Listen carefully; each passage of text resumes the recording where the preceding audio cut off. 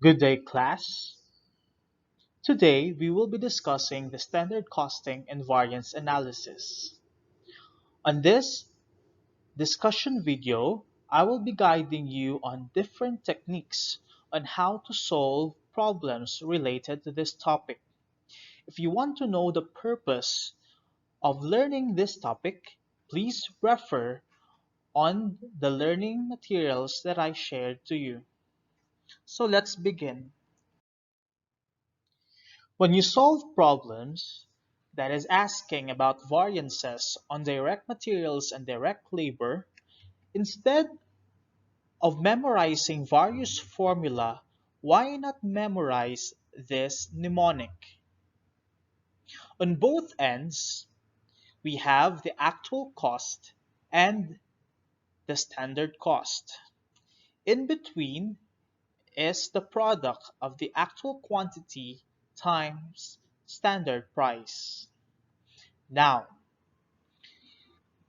when you get the difference between the actual price times the actual quantity and the actual quantity times the standard price, you are actually getting the variance for the price, spending, or rate. Again, whatever you call them, the concept is the same. However, when you get the difference of the standard price times standard quantity and the actual quantity times the standard price, you are actually getting the variances for quantity, usage, or efficiency. Again, whatever you call this type of variance, the concept is the same.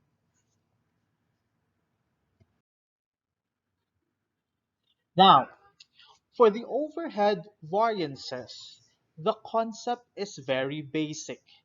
All you need to do is you need to sum up the variable overhead variance and the fixed overhead variance.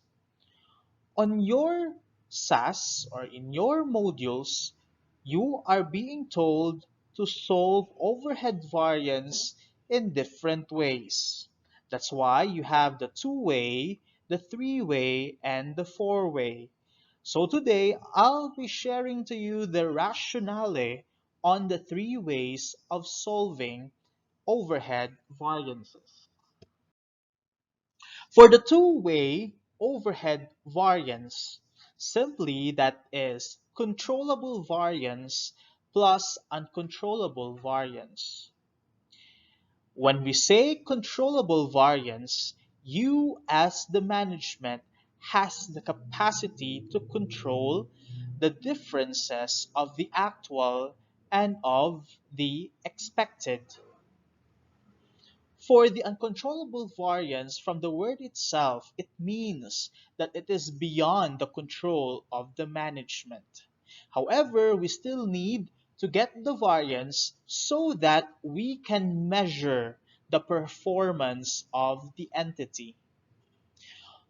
Deriving from the two-way overhead variance, we can actually solve the overhead variance in three ways. We have spending variance plus efficiency variable overhead variance plus volume fixed overhead variance. Yes, you are correct. The component of the uncontrollable variance is the volume fixed overhead variance. And the two components of the controllable variance are spending variance and the efficiency variable overhead variance. Now, let's expand our formula so that we can get the four-way overhead variance. Yes, spending variance can be divided into two: the spending variable overhead variance and the spending fixed overhead variance. And you add the efficiency variable overhead variance, and lastly, you add the volume fixed overhead variance. Again, this is the rationale on how to solve overhead variance in different ways. Now let's go back to the basic formula of the overhead variance. Earlier, I have discussed overhead variance is equal to variable overhead variance plus fixed overhead variance. Now we will be expanding this formula. Overhead variance is equal to spending variable overhead variance plus efficiency variable overhead variance plus spending fixed overhead variance plus volume fixed overhead variance. Now you might be asking how to get each component of the variances. How to get spending variable overhead variance, efficiency variable overhead variance, spending fixed overhead variance, and volume fixed overhead variance.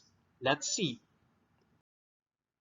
To get the variable overhead variances, it is actually very simple. You just have to go back on what we've learned earlier. The same concept. Can you observe it? Now, for additional learning, now for the fixed overhead variances, it is also very simple. To get the spending fixed overhead variance, all you need to do is you find the difference between the actual and the budgeted. For the volume fixed overhead variance, simply deduct budgeted and applied. Now, you might be asking how to determine if the variances would be favorable or unfavorable. This is the general answer. If the actual is less than the expected, then it is favorable.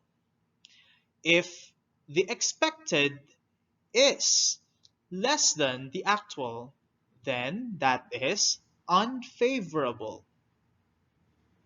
However, for the volume fixed overhead variance, it is not part of the general concept. For you to say that you are favorable, the applied should be greater than the budgeted. Again, the applied should be greater than the budgeted. Or simply to say, the actual should be greater than the expected. That's all for today, class, and I'm hoping the concept that I have shared to you would be useful when you solve problems. Thank you.